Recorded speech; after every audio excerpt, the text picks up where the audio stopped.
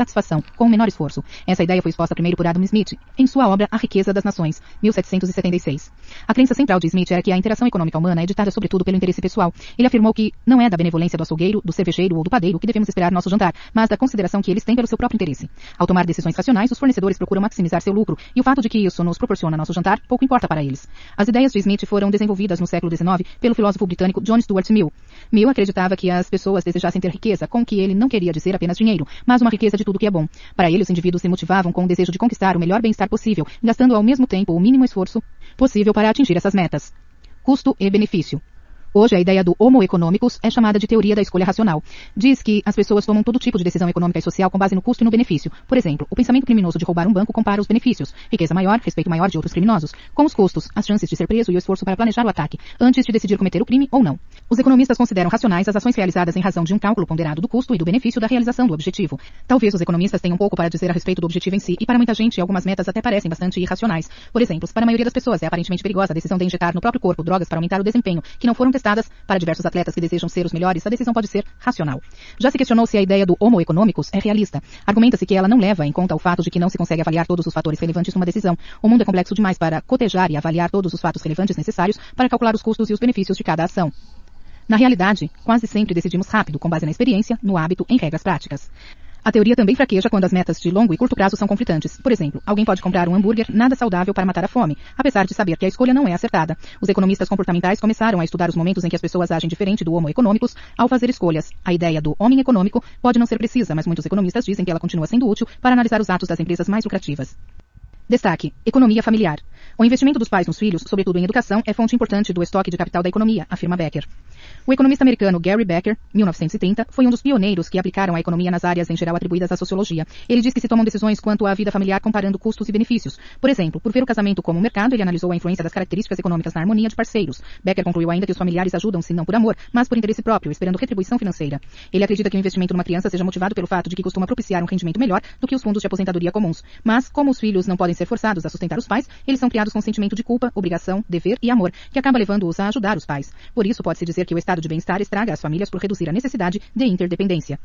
Fim do destaque. Faixa 3. A mão invisível do mercado impõe ordem. Economia de livre mercado. Leitura de quadro. Em contexto. Foco, mercados e empresas. Principal pensador, Adam Smith, 1723 a 90. Antes, 1714, o escritor holandês Bernard Mandeville explica os efeitos involuntários que podem decorrer do interesse pessoal. 1755 a 56, o banqueiro irlandês Richard Cantillon descreve versão de ordem espontânea. Depois, 1874, Leon Walras mostra como a oferta e a demanda levam ao equilíbrio geral. 1945, o economista austríaco Friedrich Hayek afirma que as economias de mercado geram ordem eficaz. Anos 1950, Kenneth Arrow e Gerard Debré identificam situações em que os mercados livres provocam resultados sociais ótimos. Fim da leitura de quadro. Para o pensador escocês Adam Smith, o Ocidente embarcara numa grande revolução antes do século XVIII, quando as sociedades agrárias ou agrícolas tornaram-se comerciais. Durante a Idade Média, as cidades se desenvolveram e aos poucos foram ligadas por estradas. As pessoas levavam mercadorias e produtos agrícolas frescos para as cidades, e os mercados, com sua compra e venda, tornaram-se parte da vida. A inovação científica criou padrões de medida confiáveis, junto com novos jeitos de fazer as coisas, e da mistura de principados que pontilhavam a Europa, formaram-se estados centralizados. O povo usufruía uma nova liberdade e passava a trocar bens para ganho pessoal, não só para o do seu senhor. Smith quis saber como as ações de indivíduos livres resultavam em um mercado ordenado e estável, em que se pudesse fazer, comprar e vender o que se quisesse, sem enorme desperdício nem carência. Como era possível sem alguma mão condutora? Ele deu a resposta em sua grande obra de 1776, A Riqueza das Nações. O homem, com sua liberdade, rivalidade e desejo de ganhar, é guiado por uma mão invisível a promover um fim que não fazia parte de sua intenção. Ele age de modo involuntário em nome do interesse maior da sociedade. Economia laissez-faire.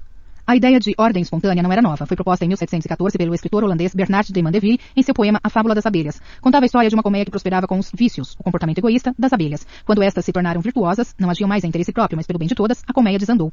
A noção de Smith de interesse pessoal não era maldosa. Ele viu nos homens uma tendência para a barganha e o escambo, e de se superar. A seu ver, as pessoas eram criaturas sociais que agiam com controle moral e usavam de lisura ao concorrer. Smith achava que os governos não deviam interferir no comércio, visão compartilhada com outros pensadores escoceses à sua volta, como o filósofo David Hume. Um escritor francês mais antigo, Pierre de Bois-Guilbert, usou a frase laissez-faire la nature. Deixe a natureza em paz. Como que ele quis dizer, deixe os negócios em paz. O termo laissez-faire é usado em economia em defesa do governo mínimo. Na opinião de Smith, o governo tinha um papel importante, dando à defesa, a justiça e certos bens públicos, que os mercados privados dificilmente forneceriam, como estradas. A visão de Smith era otimista em essência. O filósofo inglês Thomas Hobbes já dissera que sem autoridade forte, a vida humana seria detestável, brutal e curta. O economista britânico Thomas Malthus analisara o mercado e previra a fome em massa em razão do aumento da riqueza. Depois de Smith, Karl Marx preveria que o mercado leva à revolução. Smith, porém, considerava a sociedade perfeitamente funcional e toda a economia como um sistema de sucesso, uma máquina imaginária que funcionava. Ele mencionou a mão invisível apenas uma vez em sua obra de 5 volumes, mas a presença dela é sentida quase sempre. Smith descreveu como seu sistema de liberdade perfeita teria resultados positivos. Primeiro, fornece os bens que o povo quer. Se a demanda de um produto superar a oferta, os consumidores vão competir entre si para oferecer preço mais alto. Isso cria uma oportunidade de lucro para os produtores que competem entre si para fornecer mais do produto. Esse argumento tem resistido ao tempo. Em um ensaio de 1945, intitulado O Uso do Conhecimento na Sociedade, o economista austríaco Friedrich Hayek mostrou que os preços respondem ao conhecimento e aos desejos específicos dos indivíduos, causando mudanças na quantidade demandada e fornecida ao mercado. Um planejador estatal, disse Hayek, não teria como reunir tanta informação dispersa. Existe o consenso de que o comunismo desmoronou na Europa Oriental porque o planejamento central não conseguiu entregar os bens que o povo queria. Foram feitas algumas críticas ao primeiro ponto de Smith, como o fato de que o mercado poderia apenas fornecer os bens desejados pelos ricos. Ele ignora os desejos dos pobres e também atende a desejos nocivos. O mercado pode alimentar o vício de drogas e promover a obesidade. Preços justos. Segundo, Smith disse que o sistema de mercado gera preços justos. Ele acreditava que todos os bens têm um preço natural que reflete apenas o esforço para fazê-los. A terra usada para produzir um produto deveria ganhar sua renda natural. O capital utilizado na sua fabricação deveria oferir seu lucro natural. A mão de obra usada deveria ganhar seu salário natural. Os preços e margens de lucro do mercado podem diferir de seus níveis naturais em certos períodos, como na escassez. Nesse caso, as oportunidades de ganho surgirão e os preços aumentarão, mas só até a concorrência trazer novas empresas ao mercado e os preços caírem ao seu nível natural. Se a demanda numa indústria começa a sofrer queda, os preços e salários cairão, mas com o aparecimento de outra indústria, esta oferecerá salários mais altos para atrair trabalhadores. No longo prazo, diz Smith, os preços de mercado e os naturais serão os mesmos. Os economistas modernos chamam a isso equilíbrio. A concorrência é essencial para que os preços sejam justos. Smith atacou os monopólios que ocorrem no âmbito do sistema mercantilista que exigiu dos governos o controle do comércio exterior. Quando há apenas um fornecedor de um bem, a empresa que o fornece pode segurar o preço permanentemente acima do nível natural. Smith disse que se 20 mercearias vendem um produto, o mercado está mais competitivo do que se há só 2. Com uma concorrência real e poucas barreiras à entrada em um mercado, o que Smith também disse ser essencial, os preços tendem a ser menores. Muito disso é a base dos pontos de vista dos economistas da linha majoritária sobre concorrência, ainda que os discordantes, como o economista austro-americano Joves Schumpeter, dissessem depois que a inovação também baixa os preços, mesmo onde haja pouca concorrência. Quando os inventores surgem com produtos de maior qualidade por preços mais baixos, eles destroem as empresas existentes numa tempestade de destruição criativa. Destaque. O consumo é o único fim e propósito de toda a produção. Adam Smith. Fim do destaque. Rendimentos justos. Smith também afirmou que as economias de mercado geram rendimentos justos que podem ser gastos em bens num fluxo circular sustentável em que o dinheiro pago em salários volta para a economia quando o trabalhador paga pelos bens e será devolvido em salários, repetindo o processo. O capital investido em instalações de produção ajuda a aumentar a produtividade da mão de obra, o que implica os empregadores poderem arcar com salários mais altos. E se puderem pagar mais, eles pagarão, porque têm de competir entre si pelos trabalhadores.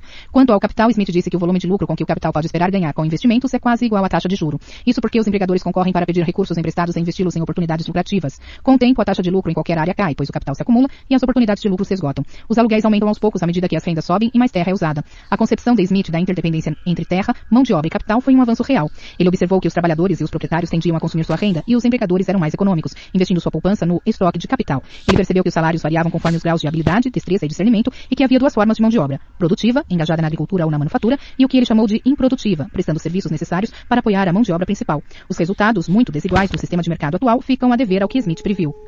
Crescimento econômico. Smith afirmou que a própria mão invisível estimula o crescimento econômico. A fonte de crescimento tem 2 lados. Um é a eficiência obtida pela divisão do trabalho, a que os economistas chamam crescimento smithiano.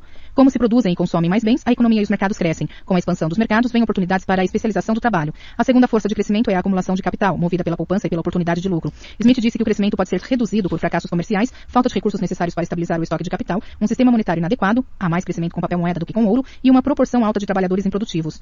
Ele alegou que o capital é mais produtivo na agricultura do que na indústria, que é mais alto que no comércio ou no transporte. Em última análise, a economia vai crescer até atingir um estado rico, estacionário. Smith subestimou aí o papel da tecnologia e da inovação, o crescimento schumpeteriano citado antes.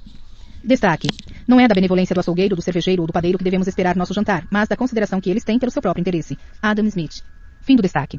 Legado clássico. O sistema de Smith era abrangente. Considerou fatores pequenos, microeconômicos e grandes, macroeconômicos. Examinou situações de curto e de longo prazo e sua análise foi estática. O estado do comércio e dinâmica, a economia em movimento. Olhou detidamente para a classe de trabalhadores, distinguindo empreendedores, como agricultores e donos de fábrica, dos fornecedores de mão de obra. Em essência, ele criou os parâmetros da economia clássica, que enfoca os fatores de produção, capital, mão de obra e terra, e seus rendimentos. Depois, a teoria do livre mercado assumiu outra forma neoclássica, com a teoria geral do equilíbrio, que procurou mostrar como os preços de uma economia inteira atingiriam um estado de equilíbrio estável. Usando a matemática, economistas como Leon Walras e Vilfredo Pareto reviram a frase da Smith de que a mão invisível seria socialmente benéfica. Kenneth Arrow e Gerard Debré mostraram como os mercados livres fazem isso, mas que as condições exigidas eram rigorosas e não condiziam com a realidade. A história não acaba aí. Depois da Segunda Guerra Mundial, a ideia de laissez-faire entrou em hibernação. Todavia, a partir dos anos 1970, as políticas keynesianas que propunham a intervenção estatal nas economias pareciam perder a eficácia e o laissez-faire gozou de um grande ressurgimento. As sementes desse florescimento encontram-se em obras sobre a economia de mercado de Milton Friedman e da escola austríaca, sobretudo de Friedrich Hayek, que eram céticos a respeito do bem que os governos intervencionistas podiam fazer e afirmaram que o progresso social seria alcançado com mercados sem restrições. Também os keynesianos reconheceram o poder dos mercados, mas, para eles, os mercados precisavam de um empurrão para funcionar melhor. O enfoque do livre mercado teve impulso significativo com as teorias da década de 1960 e 70, fundadas no papel da racionalidade e das expectativas racionais. A teoria da escolha pública, por exemplo, retrata o governo como um grupo de indivíduos egoístas que maximizam os próprios interesses e pegam dinheiro sem levar em conta o bem social, receita de favorecimento político. A nova macroeconomia clássica usa a hipótese de Smith de que os mercados sempre se ajeitam e adiciona o ponto de que, como as pessoas notam os efeitos futuros das ações do governo e entendem o mecanismo do sistema econômico, a intervenção do Estado não funciona. Mesmo assim, a maioria dos economistas acredita hoje que o mercado pode falhar. Eles se concentram nas disparidades de informação dos vários participantes de um mercado. George Akerlof referiu-se a isso em seu The Market for Lemons. Economistas comportamentais têm questionado a ideia de racionalidade e consideram a irracionalidade do ser humano uma razão para que os mercados falhem. A questão da economia do laissez-faire divide os economistas em linhas políticas. Os que estão à direita abraçam o laissez-faire, os da esquerda alinham-se com a intervenção keynesiana. Esse debate permanece central na economia de hoje. A crise financeira de 2007 a 2008 reacendeu essa controvérsia. Os defensores do mercado livre sentiram-se vingados por suas teorias sobre o ciclo econômico, enquanto os keynesianos apontaram para a falha do mercado. O economista americano Nouriel Roubini, 1959, que previu a crise, falava daqueles que haviam distorcido as ideias de Smith quando disse que décadas do fundamentalismo do mercado livre lançaram as bases da derrocada. Destaque. A sociedade humana, quando a contemplamos sob uma luz filosófica e abstrata, mostra-se como uma imensa máquina. Adam Smith. Fim do destaque. Leitura de quadro.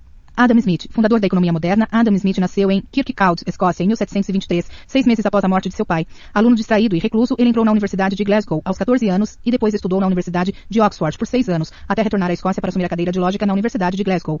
Em 1750 conheceu e se tornou amigo do filósofo David Hume. Em 1764, Smith demitiu-se em Glasgow para viajar à França como tutor do Duque de Buccleuch, aristocrata escocês. Na França, ele conheceu o grupo fisiocrata de economistas e o filósofo Voltaire e começou a escrever A Riqueza das Nações. Dedicou 10 anos ao livro antes de aceitar o cargo de comissário da alfândega. Morreu em 1790. Obras-chave. 1759. A Teoria dos Sentimentos Morais. 1762. Lições de Jurisprudência. 1776. Investigação sobre a natureza e as causas da riqueza das nações. Fim da leitura de quadro. Faixa 4. O último trabalhador adiciona menos à produção do que o primeiro. Rendimentos decrescentes. Leitura de quadro. Em contexto. Foco, mercados e empresas. Principal pensador, N. Robert Jacques Turgot, 1727 a 81. Antes, 1759, o economista francês François Quesnay publica Quadro Econômico, modelo que demonstra as teorias econômicas dos fisiocratas. Anos 1760. Ensaio do fisiocrata francês Guerniot de Saint-Péravy sobre os princípios da tributação, afirma que a razão entre produto e insumo é fixa. Depois, 1871, o austríaco Karl Menger argumenta em Princípios de Economia Política que o preço é determinado na margem. 1956, em A Contribution to the Theory of Economic Growth, o economista americano Robert Solow aplica a ideia de rendimentos marginais à perspectiva de crescimento dos países. Fim da leitura de quadro. O francês N. Robert Jacques Turgot era dentre um pequeno grupo de pensadores conhecidos por fisiocratas que acreditavam que a riqueza nacional vinha da agricultura. O duplo interesse de Turgot na tributação e na produção da terra levou-o a elaborar a teoria que explica como a produção de cada trabalhador extra muda conforme mais trabalhadores são adicionados ao processo produtivo. Um colega fisiocrata, Guerniot de Saint-Péravy, sugeriu que para cada trabalhador a mais, o montante de produção adicional é constante. Em outras palavras, cada trabalhador a mais acrescenta a mesma produção que o anterior. Porém, em 1767, Turgot ressaltou que um solo sem preparo produz muito pouco quando semeado. Se o solo é arado uma vez, a produção aumenta. 2 vezes, ela pode quadruplicar. No final, o trabalho a mais passa a crescer cada vez menos a produção porque se exaure a fertilidade do solo. Destaque. A fertilidade da terra lembra uma mola pressionada para baixo. O efeito dos pesos adicionais diminuirá gradativamente. A.R.J. Turgot. Fim do destaque. A função da tecnologia. A ideia de Turgot é que adicionar um fator variável, trabalhadores, a um fator fixo, terra, faz o último trabalhador adicionar menos à produção do que o primeiro, conhecido como rendimentos marginais decrescentes. Este é um dos mais importantes pilares da teoria econômica moderna. Explica não só porque custa mais produzir mais, mas também porque os países lutam para ficar ricos se a população cresce sem melhorias tecnológicas. Faixa 5. Por que diamantes custam mais que a água? O paradoxo do valor. Leitura de quadro. Em contexto. Foco. Teorias do valor. Principal pensador, Adam Smith, 1723 a 90. Antes, 1691, o filósofo inglês John Locke liga o valor de um produto básico à sua utilidade, à satisfação que ele dá. 1737, o matemático suíço Daniel Bernoulli propõe o paradoxo de São Petersburgo, que examina como os agentes podem avaliar opções com base na probabilidade. O paradoxo é solucionado com o conceito de utilidade marginal. Depois, 1889, o economista austríaco Eugen von Bauwerk elabora a teoria subjetiva do valor. O valor de um objeto depende das necessidades de alguém mais que do objeto em si, usando a ideia de utilidade marginal. Fim da leitura de quadro. Em 1769, N. Robert Jacques Turgot observou que, apesar de necessária, a água não é tida como algo precioso num país com muita água. 7 anos depois, Adam Smith levou adiante essa ideia, notando que, embora nada seja mais útil que a água, quase nada pode ser trocado por ela. Ainda que um diamante tenha um valor bem pequeno quanto ao uso, uma quantidade muito grande de outros bens costuma ser trocada por ele. Em outras palavras, existe uma contradição aparente entre os preços de certos produtos e sua importância para as pessoas. Utilidade marginal. Pode-se explicar esse paradoxo com um conceito chamado de utilidade marginal, a quantidade de prazer ganho com a última unidade do produto consumida. Em 1889, o economista austríaco Eugen von Braun-Bauer explicou com o exemplo de um agricultor com 5 sacos de trigo. O uso que o lavrador faz do trigo vai de importante, alimentar-se, a trivial, alimentar os pássaros. Se ele perde um saco de trigo, deixará de alimentar os pássaros. Mesmo que o agricultor precise do trigo para se alimentar, ele se disporá a pagar pouco pelo saco de trigo porque este gera só um pouco de satisfação, alimentar os pássaros. A água é abundante, mas os diamantes são raros. Um diamante a mais tem grande utilidade marginal e impõe um preço mais alto que um copo a mais de água. Faixa 6. Criar impostos justos e eficientes. A carga tributária. Leitura de quadro. Em contexto. Foco. Política econômica. Principal pensador, N. Robert Jacques Turgot, 1727 a 81. Antes, 1689 a 1763, guerras caras e um sistema tributário ineficaz que isenta proprietários e corporações criam campo para a crise financeira francesa e a Revolução. Depois, 1817. Em Princípios de Economia, Política e Tributação, o economista britânico David Ricardo diz que luxos devem ser tributados. 1927. O matemático britânico Frank Ramsey enfatiza o valor da elasticidade de preço. 1976. Os economistas Anthony Atkinson e Joseph Stiglitz dizem que impostos uniformes sobre produtos são ótimos em The Design of Tax Structure. Fim da leitura de quadro. Quem suporta a carga tributária? A questão crucial da incidência do imposto intrigou o talentoso economista N. Robert Jacques Turgot, ministro das Finanças da França de 1774 a 1776. A questão não é tão simples quanto quem deve pagar imposto, porque os impostos afetam muita coisa, de preços e lucros à quantidade de produtos consumidos e às rendas recebidas. Mudanças nesse sentido podem repercutir na economia de modo surpreendente. A carga de um imposto, assumida como aquilo que diminui a felicidade, o bem-estar ou o dinheiro, pode ser passada de um indivíduo ou grupo a outro. Se você planeja tirar férias e um novo imposto sobre combustíveis eleva a passagem aérea acima do que você pode pagar, o imposto causa descontentamento. O novo imposto sobre combustíveis reduz seu bem-estar, mas não necessariamente o lucro da companhia aérea. Legenda. Os impostos devem ser justos. Devem incidir principalmente sobre quem pode pagar mais. Devem incidir do mesmo modo sobre pessoas semelhantes. Devem incidir sobre os que mais se beneficiam. Criar impostos justos e eficientes. Os impostos devem ser eficientes. Devem ser cobrados com eficiência. Devem maximizar o bem-estar e render receita suficiente. Devem distorcer os mercados o mínimo possível. Criar impostos justos e eficientes. Fim das legendas. Quem deve pagar imposto? Turgot disse que os impostos influem no mercado livre e devem ser simplificados. Grupos poderosos não deveriam ter isenção tributária e os detalhes de sua aplicação são importantes. Sua recomendação era de um imposto único sobre o produto nacional líquido, o total de bens e serviços menos a depreciação. Seu pensamento foi influenciado pela fisiocracia, doutrina econômica anterior, que postulava que só a agricultura, terra, produz excedente. Outros setores não dão superávit e não podem arcar com impostos. Sempre tentam passá-los adiante, aumentando preços e taxas até que enfim atinjam os proprietários de terra. Como os agricultores pagam muito do seu excedente em aluguel aos proprietários, que nada produzem, Turgot argumentou que os proprietários deveriam ser tributados sobre o aluguel recebido. Depois, os economistas refinaram os princípios de justiça e eficiência de um sistema tributário ideal. Justiça abarca a ideia de que os mais capazes de pagar devem pagar mais, que pessoas semelhantes devem pagar impostos semelhantes, e que quem se beneficia dos gastos públicos, como a usar uma ponte nova, deve contribuir. Eficiência significa tanto a eficácia na coleta quanto a maximização do bem-estar social, aumentando ao mesmo tempo a receita necessária. Os economistas